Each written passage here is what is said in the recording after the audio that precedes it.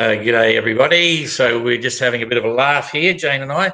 It's not Golden Globe Race coming in 2 minutes. It's actually Ocean Globe Race. We're using the same software and we forgot to change some of the words on one of the setup bits. But anyway, good to see you. Hopefully this week, which is our second edition of Lives, will go a little bit better in the transmission side. When we were doing it 2 weeks ago, the clarity looked really good, but when we did the playback, it was bloody shocking. But anyway, and we're off to a good start because we're supposed to have Alan Macmillan Orr here with his Swan 55 sitting in Portugal, waiting to get back up to England, and we've been chatting online here. Before the start, and about 4 minutes ago, he dropped out and he's disappeared. So we're not going to be talking to Alan unless he pops up again. I'm not sure. He's on the marina with his boat. But fortunately, I've got Andy Snell here. So I'm going to bring Andy in and we'll natter about stuff. G'day, Andy. How's it going, Don? Nice to see you. You've got a fallback position, eh? Yeah, man. So, hey, we've been doing a bunch of this live stuff too. I know how it goes. I know. I'll just explain to everyone. Andy was supposed to be on for about 5 or 10 minutes at the end because we're going to do the big wrap with Andy in 2 weeks' time to talk about his Ocean Globe Race aspirations and exactly what's happening. But now that Alan's not here, I'm going to do a double take. I don't want to talk too much about your Ocean Globe situation because, there'll be a lot of people that will want to come in. But you run your own podcast. You're a big deal on this sort of stuff. You've been doing it for a long time. And you've got some great stories. So just to give everyone a brief, Andy's entered the Ocean Globe Race. You just give us a couple of minutes on your connection here, Andy, and your boats and stuff, just to set the scene. Yeah, sure. Yeah. So the sort of elevator pitch is we've since 2015 been doing these offshore passages on what started on our Swan 48 Eastbjorn, SNS Swan 48, and now just last year we got the Swan 59, which we call Ice Bear. That's the boat that we've entered in the OGR because it's bigger, faster, we can take more crew. And we were going strong until this pandemic hit. And now we've been sort of pivoted to more media type stuff. I've been doing some live events. And like you said, we had the 300th episode of the podcast came out yesterday. So I've been doing 300. 300 episodes, started in 2013. So it's been a long, fun road. Classic. And you did that epic with Susie as well from the GGR, which was absolutely mind-boggling. Yeah, that was great. That was one of the best ones. I mean, my list of top 10 episodes over time keeps getting longer and longer because I've had so many amazing people on. But that one with Susie, to hear her story firsthand and also, makes this OGR for us that more real, hearing these firsthand stories of a place we're about to head to ourselves soon. So if anybody hasn't heard that one with Susie, she tells the whole story of her GGR experience, which was pretty emotional. Yeah. Hey, listen, you're not going to believe this. I was just looking at Alan. He came back on again and he was sitting there. I was just about to drop you off and put him back on. And now he's dropped out again. He was there for about 45 seconds. Anyway, so I'll keep an eye on it. As soon as he comes up, I'll put him on, but he's got something happening there with his link. Sure. Yeah, that was the first time that I've heard most of that story. I mean, we had a bit of a chat at the end of the GGR, but she really opened up to that. We'll put something out so people can go and look at it. He just popped up again. Here he is. He's just here. Hang on. Let's see if he hangs on for long enough. Stay there, Andy. I'm just gonna. I'm right here, Don. Alan. Hi, Andy. How's it going, Alan? Nice to see you. Okay. Yeah, we seem. It's these old boats. We have technical problems on them. Yeah. I'm sort of laughing a little bit, but I'm glad you came back. You froze on the screen and then disappeared just as we were about to go. And I thought, what? Anyway, I was just sitting here and then everything disappeared. Like, great. Thanks a lot, Don. Yeah. It's not me. It's not me. No. It was never me. Anyway, so all right. Well, I might just to get you bigger on screen, Andy. I'm going to drop you off to the side now. And we'll come back a bit at the end. I'll get stuck into Alan first, and we'll go from there. So stand by, Andy, and we'll standing by, Don. Yeah, and then I can get some pictures up as well for him. So I'll just push you aside for a minute, or place you on the side. So, Alan, good to see you. And good to see you. Sorry about the technical problems. No, that's cool. So I'm in Adelaide at the moment, here for the next 6 weeks or something. And where are you? What's happening there? Well, we finally managed to escape a week ago from the UK, and we travelled down to the boat in Vilamora in the Algarve in Portugal, which is where we left her when we came back from the Azores in January. Yeah. So she's been sitting here for 5 months with no TLC, and hence we've had an awful lot of stuff to do. Okay, so Yeah, you've entered the Ocean Globe race. You've got a beautiful Nicholson 55 or even Swan Ariana. 55, Tom. Swan 55. Oh, what did I say Nicholson for? Sorry, I was thinking of two things at once. Then again, yeah, Swan 55. In fact, yeah, there's a few swans in the OGR, but anyway, and just now step right back to the beginning. Tell us a bit about your background, where you grew up, and how you got into sailing, and so on. Okay. Well, how long have you got? Yeah. Well, you know. I was born in Scotland, but grew up in the southeast of England. Um, and then I've travelled all over the world since then. I was my first career was in IT, so that Yeah. was as in project management. And then I decided to give it all up and travel the world and try and explore a bit. So You weren't into boat sailing straight away. no, I was into slalom canoeing, in fact. So I was Division One kayaking. So for most of my young life. So, and obviously a foray into dinghy sailing and lasers and the such like. But really, my path to sailing isn't like most people's. So So what I twigged only it? What twigged it? What started it? Well, it was. I walked back from. I'm a bit of a long distance walker, and I'm also an author of philosophical / black comedy works. Okay, what happened to the philosophical black comedy works? When you say author, they're published and well read. Yeah, And yeah, yeah, yeah, yeah, absolutely. So give I'll me a quickly title. tell Give me you. a title. Where can people see Okay. it? Yeah, well, they won't find. I can give you the old books, but there are a set of 6 books which start in Kathmandu, and I walked back from Kathmandu across the Himalayas and all the way back to Canterbury, and back to my hometown of Marlow in Buckinghamshire. Walking. Yeah, walking. How long Yeah, did that take? a couple of years. Yeah, A couple so of I years. arrived back. So Yeah, I arrived back on. hang on. So you're walking. You got a backpack. Are you staying in 5-star hotels, or you're busking on the way, or what are you doing?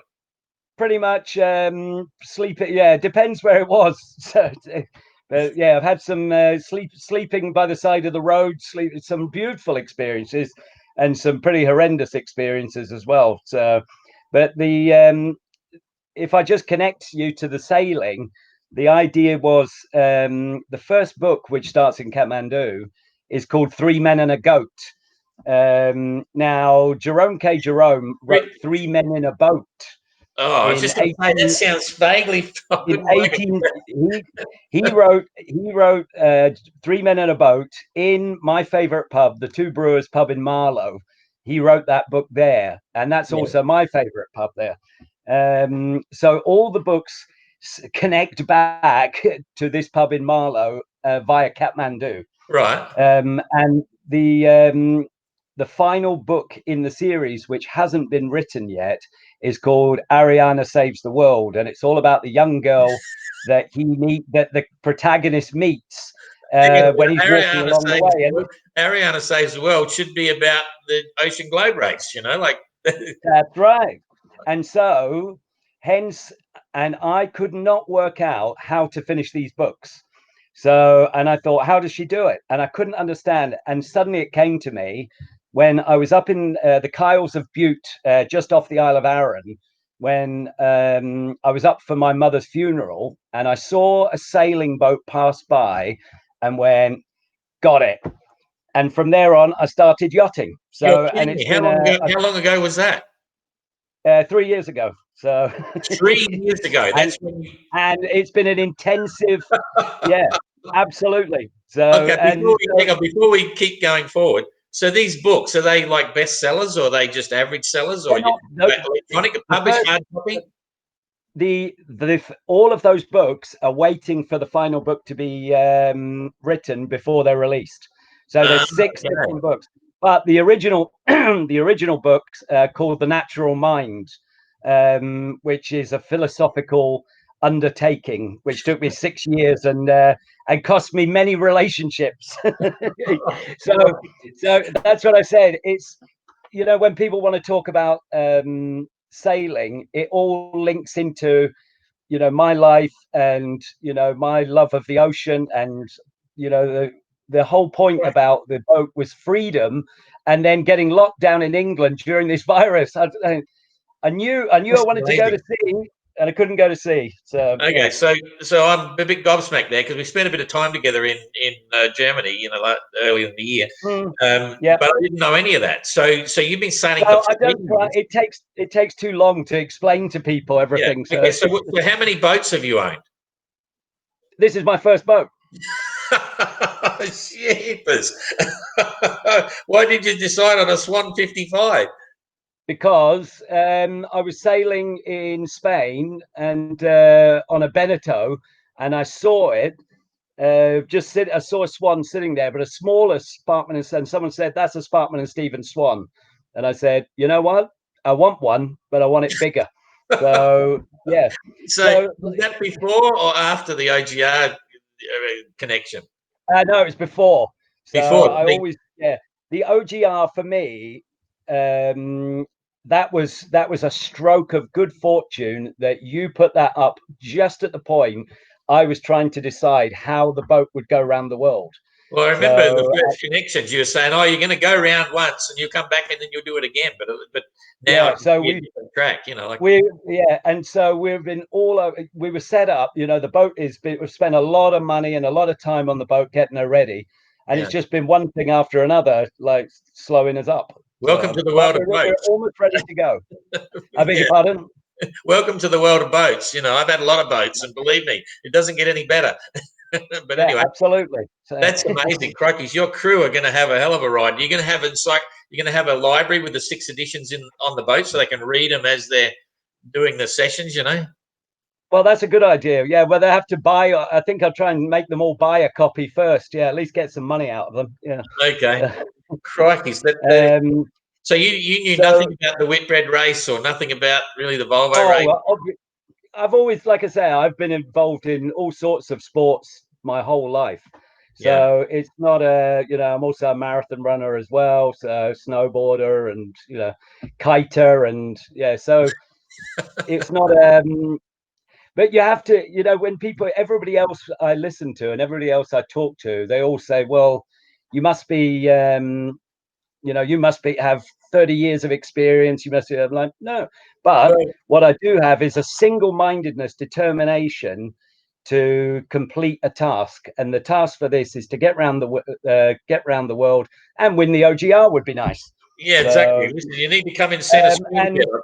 Come over a bit in the yeah, camera. That's it. You got it. oh, I just put a oh, there we picture of go. the boat up. You've got Ocean Globe Race plastered right down the side of the boat. That's pretty cool. That was two of my great crew who've just who finished that yesterday, just Yeah. before the batteries died. Yeah.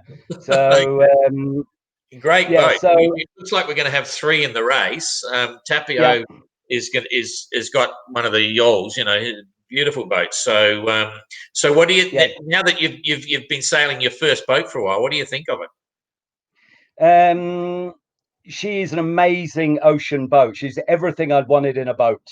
Yeah. So yeah, I mean, having sailed small Beneteaus and, you know, the Genots and things like that, which just feel remarkably unsteady. Yeah, Yeah. Yeah. she's just very, very steady, and she feels like if we look after her, she'll look after us around the world. So Yeah. That's cool. That's cool. um, So you're married? You got kids, or you know what? You know, like that. yeah, well, like all You giving lifelong up adventures. working? And I'll go the whole thing. Married, kids, working, retired. What's the story? I'm not retired, obviously. Otherwise, I consider this work. This is, not working is sitting on a beach for me. Yeah. So, but this I consider to be my day job. So, like I said, I had a career in IT for 10 years, traveled the world, including your lovely country of Australia for a year. Then married an Australian, and we traveled for another 7 years. So, and then we're as with all adventurers, relationships are very hard to sustain when you decide to go off and walk for a couple of years on your own. So That's amazing. I look forward to learning more about that one. But before we go there, let me throw some words at you, some word association. Just tell me the first. I'm not good at this game. I'm not good at this game. That's part of the deal, you know. Like just shows you what's going on. So, money, Necessary evil. time, Not enough of it. winner, Me. impossible, Never. dreams, Plenty of them. holidays, Every day, please. panic, Never. sponsors, I'd like 100. drogue, A drug. Sometimes necessary evil. rump steak. Vegan. Oh, you're a vegan. Okay. See what we 20 find years. out. Albatross. Dinner. Yeah. Books. Oh, don't say that. You got to learn about sailing, brother. You never eat an albatross, believe me. Yeah. What were we on? Books. Books. Books. Fantastic. Yeah. Okay, that's fine. Pick a number between 1 and 10, and I'm going to give you some questions. Right. 9. Number 9. What do you keep under your bed? A lot of people pick that. At the moment, I keep 30 liters of bottled water. So that's what I found yesterday. Okay. Between 10 and 20. 15. 15. What do you think is a waste of money? What do I think is a waste of money? Anything that doesn't give you joy. Okay. Yep. 20 to 30. 18. Oh, 20 to 30. 23. 23. What is your nickname and why? What is my nickname? I don't actually have a nickname. I can tell you some horrible things people have called me over the years. Okay, come on. I'm waiting. Come on. No. Okay. 30 to 40. 37. 37. Would you rather be happy or rich? It's an easy one. Rich. Yeah. Okay, because then you're happy, so you get both. Yeah. Well, then you can deal with your unhappy. Then you can deal with your unhappiness because you've got plenty of time. Yeah. Yeah, true. Okay, 40 to 47. 42. 42. What are you passionate about and why? What am I passionate about? That's a good one. I'm passionate about people, really, and helping people be like better at being human. What do you find as being human?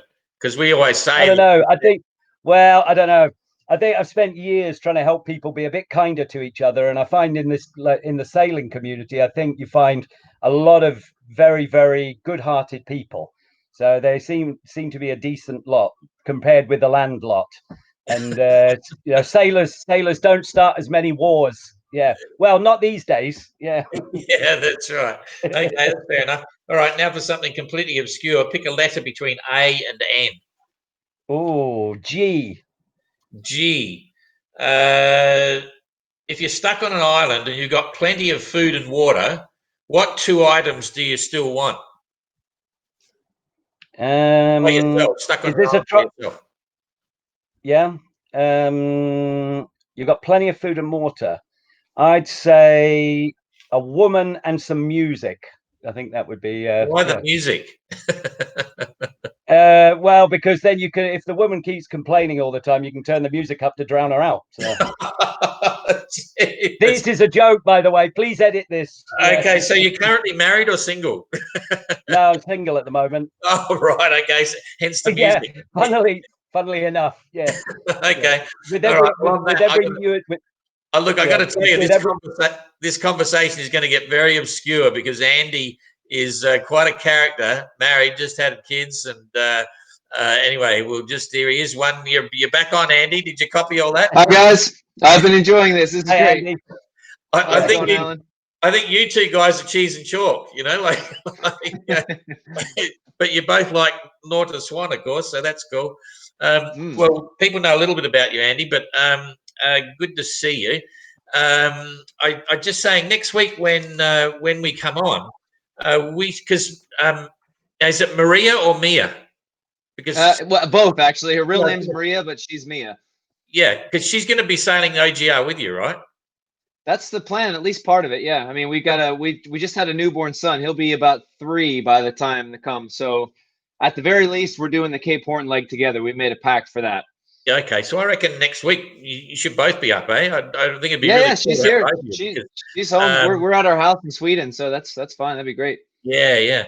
Well, I should just let everyone know. I mean, we connected very early on, even before we announced the OGR. I can't remember how it all happened, but I was cruising through looking for pictures of Norta Swan, 60s or whatever, and I stumbled across your website, which is absolutely awesome. So just tell us about your website and the things you're doing, and give us the URL so people can go find it if they don't know. Sure. We're 59 North is the name of the company. The URL is 59-north.com. Happens to be the latitude that I live at here in Sweden. And we started doing these offshore sailing passages that actually started with my podcast, where I interview people. Alan, I just added you to my list of people I want to interview now, having heard a little bit of your story. So it started with that, and it's just been my passion to take people offshore sailing specifically. And now we've got 2 swans, and I was just telling you before we went live, we bought another boat here in Sweden as our family boat, a little Norleen 34 that we're going to keep here in the archipelago. So it's it's my whole life. That's cool. All right. So you a bit of a heavy user with the swan routine. In fact, it's kind of funny because in the Sayula class now we're completely chocker. We've actually got 9 entries and everyone's a swan. So it's going to be like a swan regatta. Anyway, that's another story. So you guys are in different divisions, so that's easy. But with the race, just Alan, tell me why. I know why you've entered, and part of your philosophy of just going around the world. But where does the race sit with you? Like, is it ultra competitive? You really want to compete seriously, or you just want to get around, or what? Well, I always tell people that I'm non-competitive and that really I just want everyone to get along, and just but really I'm ultra competitive. Generally with myself, not with other people, but I start very calm and then I get very, very competitive with myself. So yeah. Okay. So yeah, I'm racing to win. Yeah. And Andy, where do you sit in the scheme of things? Very similar to Alan. When it comes, I'm very competitive in the rest of my life. I used to be a competitive golfer in college, but with sailing, I've never really been a racing sailor. I've been really interested in the idea of these long distance races for the adventure of it, and it's an added element. As we've done more and more ocean sailing over the last 5 years, I mean, we sail 10,000 miles a year, and I'm more and more interested in the racing element of it because it adds another layer of difficulty. It just kind of ups the stakes a little bit. So I've never been super competitive when it comes to sailing, but at heart, I am a generally competitive person. So our goal is still just to get around, but I know once we're out there, it's going to be irresistible to be competitive at the same time. Yeah, and I know that we got truckloads of people that want to get on a crew on boats, for the Ocean Globe. And for those that are watching this, anyone who are watching this, your website and your operation is really slick. You've been at it for a long time, so I really strongly recommend any of the crew that are looking at OGR have a look at that website. And Alan, you're often running on a similar sort of scenario with paying crew on board for the next couple of years as part of the training as well, eh? That's right. We've got a couple of people trying out at the moment, and but like I said, because of the restrictions in Portugal and the UK, everybody cancelled right at the last minute. So that was our Azores trip finished. So because you have to still quarantine in the Azores, so you have to moor up and get an appointment for a test. So yeah. Just from your perspective, are you trying to get crew that are contributing the cost to go all the way around, or you're going to go with leggers or whatever pops up? Have you got an objective as the owner and skipper of the boat? What's right. My objective is to train and develop a crew to go all the way around. So, but the idea is I want them on board as part of Ariana sailing team, not just people who turn up for the race, if you know what I mean. Yeah. So that's why I've started looking now, because it's a long process. So, and the best way to get to know people is sail with them. So yeah. What's the general reaction been like so far along those lines?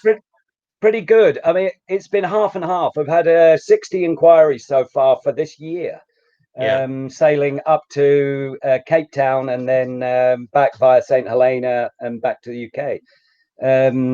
But those people will just be, they're quite happy just to do a 3,000-mile leg. But it's half and half. A lot of people do just want to do a leg and aren't interested because they have, like Andy, they have a family and they have commitments, and they can't just come off and sail around the world with me and leave all those people behind. So it's going to be quite hard. So I think looking at younger people especially, and I really want a fully mixed crew. I think that was very, very important to get that balance. Yeah, too true. Andy, Ice Bear is a stunning boat. And you had all this happening with 2 swans before the Ocean Globe Race existed. So you're in that road already, so to speak. Why? Why go with swans, They're from our business perspective, they're the perfect boat for what we do, because we specifically do ocean sailing passages, and these swans were built not only for that, but the layouts, they have lots of single bunks, and they're made for, when I talk about boat design, they're made for sailing first, and everything's built around that. So as opposed to, you lose some comfort here and there if you're, living on the hook or living in a marina, but that's not what we do. We're at sea, 100 days a year, and having those, single pilot bunks with lee cloths, everything's built in. They're perfect for that. And then, I've always been a sucker for a swan. So once, when you came around, I followed your first GGR, and then when this OGR came up, I think I emailed you the very first day I saw the press release, and I said, I am in. So, because look at this. I have a tattoo of a sextant on my arm. So the history stuff about it as well is, if you can see behind me, I've got the poster of I think that's the 81 Whitbread behind me. I just love the history of it, and being able to be a part of that is that's it. And the fact that you can do it in a swan is great. Pretty amazing. We've gone quiet now. We made a conscious decision with the pandemic, just to tone everything down, let the OGR run. We're just starting to get things rolling very shortly. We've only run a couple of press releases, and we've got huge interest, and the passion is amazing. And there's still a lot of people that know nothing about the Ocean Globe Race yet. So, and it's across the board. So we're excited to have you involved. How do you think, now that I know where you both sit in terms of racing, how do you feel about the handicapping situation? If we're racing IRC, is that important to you as well, Andy? I haven't given it much thought, actually. So I haven't thought about that either yet. The handicapping. No. Okay, because I was thinking the other day, when I looked at the sailor class again with all the bigger swans, I'm thinking, I'm sure to get some of the skippers to say, can we use the same handicapping as a swan regatta or something? So, because they've got their own stuff there. So that's cool. So what are you planning to do to the boat? Obviously, there's notice of race issues, with the various safety things, but there's also crash bulkhead and, going back to sextant and stuff. How's that sit with you, as an owner? I'll start with Andy first.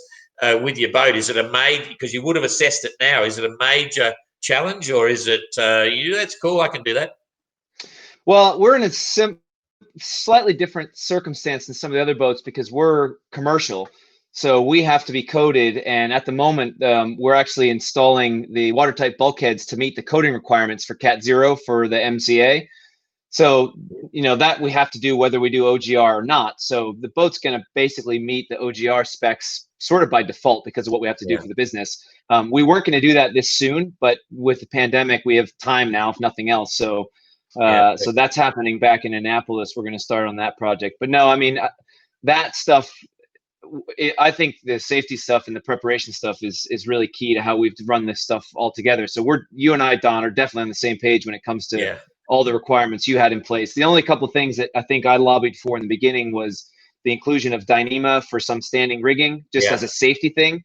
And some of the newer tech, like I think we talked about this, the spinnaker sleeves as well, that is a safety item more so than a technological sort of advantage type of thing. So I've been really happy where we've been on that stuff. But as far as the general boat prep, you and I are definitely on the same page.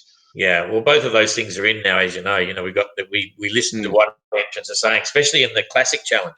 You know, we got about 5 or 6 teams, you know, that we're talking to now with the Whitbread 60s, 5060s. But we're having to do a similar thing, you know, because it's a process. But anyway, it's all looking good. We'll have the notice of race out later this year, and that'll be part of the course.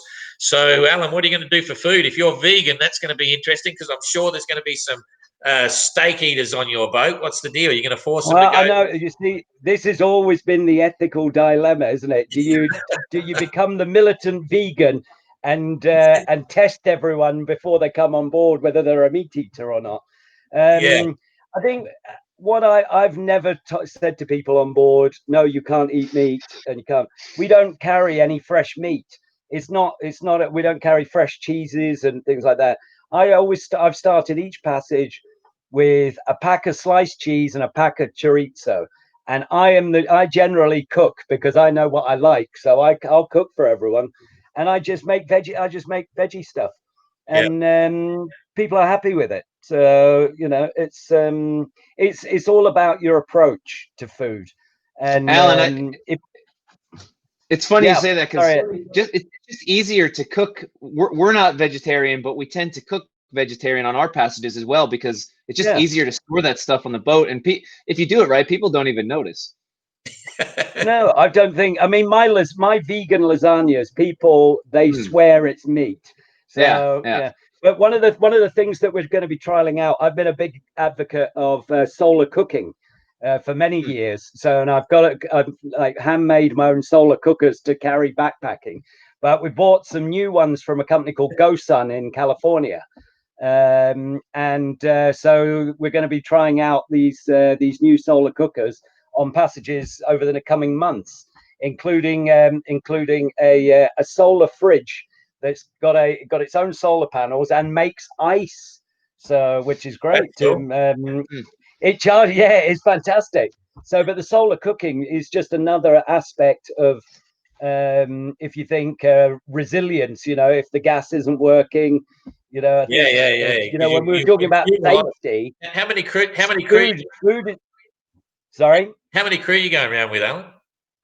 Well, I mean, you were talking, Andy, about the pilot berths. I mean, also looking through, I've had a couple of people on board this week who are very experienced, and we were looking at the pilot berths and how many people we could realistically get on. You know, we can cope with 12, but once we start complying, I mean, this boat was coded category 0 in Holland several years ago, and we're looking at your notice of race and making it even better. But obviously that's using, you know, there's a lot of things that are using up quite a lot of space.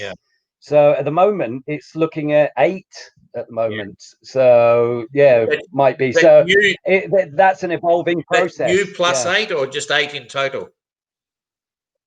Me plus 8, I think. So the 12, I started with 12 where I thought I could do 12, but even with hot bunking, I think it's just not going to be possible. But that's the point of these long ocean passages. Give it a go, see what we can do with the watch system and hot bunking, you know, and also it depends on the weather as well, you know, whether it's or not, we're going to have a dedicated real wet room. I'm not talking about Southern Ocean stuff. I'm just talking about if we're up in the higher latitudes, i.e. England. So it's an evolving process, Don. So what do you see as your biggest challenge at the moment with the Ocean Globe, Alan? Actually getting the boat out of Villamora Marina.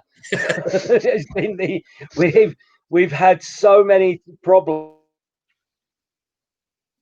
this long because the boat's been sitting for 5 months. We couldn't get here, and we've had electrical problems, we've had problems with the heads, we've had battery problems, we've had mechanical problems, we've had sail.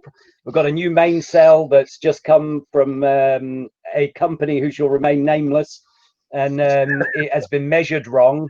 No, and it's Oops. been measured a bit wrong, so the foot's short, and and so it's everything this week. But so we left yesterday. We almost got away, but then the batteries died for some reason, and the mechanic didn't come back to bring the new batteries till today. So just left us on the fuel dock. So and then Okay, well, so tomorrow, hopefully we will go for a sail, Don. okay, let me rephrase the question again the second time.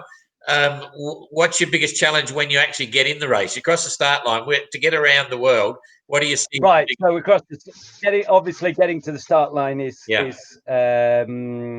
is the most important thing. The biggest thing for me, obviously, I mean, everyone will say the Southern Ocean, but obviously it's the Southern Ocean. And the navigating. I mean, I'm practicing my astronav and all the time now. So I'm encouraging other people to get onto the sextant instead of looking at the GPS. So the navigating plus handling the Southern Ocean will really be the critical things for me. So yeah. So Andy, you've got two boats. You've got the Swan 48 as well, which is what's the name of? I forgot the name of that one. Eastbjorn. Yeah, yeah, that's right. So you're going to be operating that as you keep your business running while you're underway. Where does she normally operate? What sort of trips do you normally do, Andy? Like what area of operation? So far, we've been both sides of the Atlantic, from Svalbard up to 80 north of Svalbard down to Grenada in the Caribbean. So that's been our sort of playground since we started. We had a Pacific calendar ready to go, and that's right about the time we committed to OGR. So we scrapped the Pacific calendar. But my dream is to have, as we're going around the world in OGR and Ice Bear, is to send Eastbjorn to the Pacific and meet up with the race fleet in New Zealand or Australia, wherever that happens to be. Yeah. And then she can be part of the festivities there, and the crews that do those South Pacific passages, it's a good excuse to get involved there. So that's kind of the tentative plan for us in the future. But for the next 2 years, we'll stay closer to home in the Atlantic because of the OGR planning. Yeah, cool. Okay, all right. So, all right, that's really cool. So, anything we'll time's ticking by, but for Andy, anything you want to say for now? Before I sign you off, I'll put Mia's shot up there. So I look forward to seeing you both next week, in 2 weeks. Yeah, that'll be great. No, I'm excited for it too, and I'm excited to have you on the podcast as well, Don. I've got a long list of interviews for OGR stuff, so it'd be fun to talk about this. And you, Alan, like I said, I just added you to the list, so it'd be fun to talk to you guys. Thank you very much, Andy. Jesus, it's like a virus. It's spreading like crazy, It's like a virus. Matrix everywhere. Anyway, but yeah, it'll be fun. I look forward to speaking to you both. That'll be quite cool. So we'll see you in 2 weeks' time, Andy. Look forward to it. Thanks a lot, Don. Looking forward to it. Okay, see you later. You stay there, Alan. I'm staying. Yeah. Okay. So, Alan, then you're obviously excited about what's going on. What's the downside, to this whole thing? There must be something. Did you procrastinate about making the decision to join the Ocean Globe Race, or no? It was an instant decision to join it. The reason I like the OGR is because I love everything classic. So it just fitted. So the idea of a retro race around the world, in the spirit of the Whitbread, it just fitted me perfectly. So the non-reliance on technology, but on our own skills as well, as navigators, that really was a key thing. And the fact that a Corinthian team could actually take part, as opposed to having to be a professional sailing team. And obviously my pockets aren't they're not bottomless. So and as I'm finding out, it's it's only hugely expensive, because we're trying to, like Andy, we're trying to make sure that the boat is of the highest safety. Safety is a priority. It's a top priority for me. So everything we do is everything is doubled up, reinforced, backup systems. We really are trying to nail all this. on the same page, you know, because it's an interesting aspect of sailing. I mean, if you look at the history of the Whitbreads and the Volvos and the whole lot, you know, people have been lost in the race. And when you've got a fully crewed boat, the challenges become very real, just trying to cope with what's going on. So it's a discussion that, and in fact, it's an interesting discussion that we will start to bring to the fore in the years ahead, you know, before the Golden Globe race and so on. So yeah, the risk is there. It's part of the attraction, I suppose. But yeah, we are right onto it. Fully crewed is even more challenging than solo. You know, so yeah. So in your eyes, what do you perceive as being for you as success for the Ocean Globe race? So you're in the Ocean Globe race. It's done and dusted. What do you define as being a success for you? For us to have made it safely round the world with the full crew and returned home, that is the ultimate achievement. So, and if someone says you've won, well, isn't that fantastic for everyone? So, you know, and I think it's for everyone. Well, everyone on this team anyway. So, but I think the competition drive. You know, we need the competition for people to. You know, it's. Rather than, I mean, I could spend the next 10 years cruising around the world, you know, so it's good to have something that's challenge. You know, that's part of the deal. Yeah, I mean, the challenge for me, I mean, I love a project, and this is a project and a half, and you know, you bring up the aspects, and all of the Golden Globe race guys were pretty much on that, some more than others, but it's part of the fun, preparing the boat and preparing to get going, and then all the festivities, the race village, you know, the parties, and then you're off. And this one's going to be a bit more intense because it's 4 legs. So anyway, I got a couple of interesting questions here. Just looking down, I got one from Challenge Ocean. Just hi Don, do you mind having the Ocean race, which is the previous Volvo race, being postponed to 2022, the 50th anniversary of the Whitbread? No, not at all. You know, most sailors now know that the Ocean race has been delayed a year because of the pandemic and a few other things, and we're starting in September, so they'll be finished in the you know, first quarter of that year. So we'll be many months later when we start. There's no confusion. You know, we're a different sort of race. We're 4 legs. We're traditional boats. You know, we're a lot slower, but we'll be having a lot of fun. You know, we're human stories and all that sort of stuff. So it's completely different. And in a way, it's kind of good that they can link into the 50th anniversary, even though it's not on the same dates for them, but it'll be at least in the same year. So we feel for the Ocean race. They've got their own set of challenges. We are lucky because we're, you know, not starting until the end of 23. So hopefully the pandemic is well and truly gone by then, and you know, people have settled down, sponsors have settled down, entrants, things like that. But we're very strong at the moment. You know, we've got a lot of entrants. We lost a couple out of adventure class because of the pandemic, but everyone else is really strong, and we've got a lot more people interested. So so we'll be following the Ocean race like everyone else, watching all the videos and all the rest. It'll be quite a bit of fun. So so that's cool. All right. So Alan, good to chat. I'm looking forward to books. Can I put an order in already for one copy of each edition when you start running them, or what? I certainly will, Don. Signed as well. So yeah. Yeah. So there's 6 editions. Just tell me, are they all philosophical, or they different emotions, or different what? Well, the original books, there's 13 books that are all written under pen. I know they're all written under pen names. The 6 books which are related to the race around the world, when they're available, they are philosophical dark comedies in a British style. Yes, so. Philosophical dark comedies in British style, and there's 6 copies, or there's 13 copies. No, there's 6 of those books. Yeah, So when are they going to be available? I want to hold you to this. Sorry. When are they going to be available? Yeah, they'll all be available starting from next year. The first copy will be the first book will be released in January next year.